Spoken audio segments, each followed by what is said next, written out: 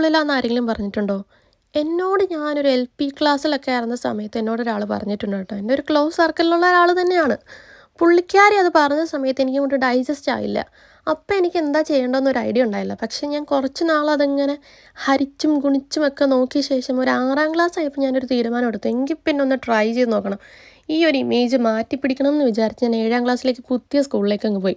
അവിടെ എന്നെ ആരും ജഡ്ജ് ചെയ്യാനില്ലാത്തതുകൊണ്ട് തന്നെ എനിക്ക് കുറച്ചുകൂടെ കംഫർട്ടബിൾ ആയിരുന്നു.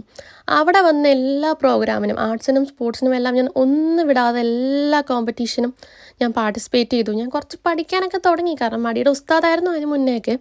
എന്തായാലും ഒന്ന് ട്രൈ ചെയ്യാമെന്ന് തോന്നി. അങ്ങനെ ഞാനൊന്ന് ട്രൈ ചെയ്ത സമയത്ത് അതങ്ങോട്ട് ക്ലിക്കായിട്ടോ. അവരെന്നെ അപ്രീഷിയേറ്റ് ചെയ്യാൻ തുടങ്ങി. അതുപോലെ തന്നെ എനിക്കൊരു ഇമ്പോർട്ടൻസ് തരാൻ തുടങ്ങി. അവരെൻ്റെ അടുത്ത് വന്നിട്ട് നീ ഈ ഇവൻറ്റിൽ പോകണം എന്ന് പറയാൻ തുടങ്ങി. അങ്ങനെ കുറച്ച് മെഡലും കാര്യങ്ങളും ട്രോഫിയൊക്കെ വന്നു തുടങ്ങിയപ്പോൾ എനിക്കും കുറച്ച് കുഴപ്പമില്ല, ഈ പരിപാടി എനിക്കും കൂടി ഇഷ്ടപ്പെട്ടു എന്നുള്ളൊരു മൈൻഡ് സെറ്റിലായി.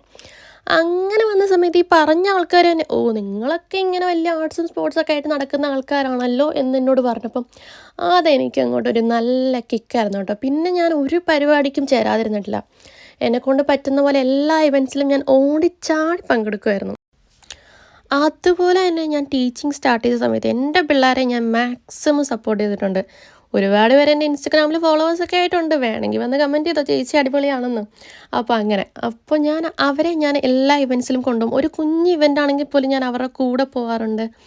അങ്ങനെ ഞാൻ ഒരുപാട് അവരെ സപ്പോർട്ട് ചെയ്ത സമയത്ത് ഇൻസൈഡ് ഫീൽഡിലുള്ളവർ തന്നെ എന്നെ ഒരുപാട് ക്രിട്ടിസൈസ് ചെയ്തിട്ടുണ്ട്. എന്തിനാണ് നീ എല്ലാ ഇവൻറ്റ്സിലും പോകുന്നത് ഇവരുടെ, അല്ലെങ്കിൽ ഈ ചെറിയ ഇവൻറ്റ്സിലൊക്കെ അവരെന്തിനാണ് പാർട്ടിസിപ്പേറ്റ് ചെയ്തതെന്ന് ചോദിക്കുമ്പോൾ എനിക്ക് പറയാനുള്ളത്, എനിക്ക് അന്ന് കിട്ടിയ അപ്രീസിയേഷനാണ് ഞാനിവിടെ നിൽക്കുന്നത്. എൻ്റെ പിള്ളേർക്കും അത് തന്നെ കിട്ടണം എന്നാണ്.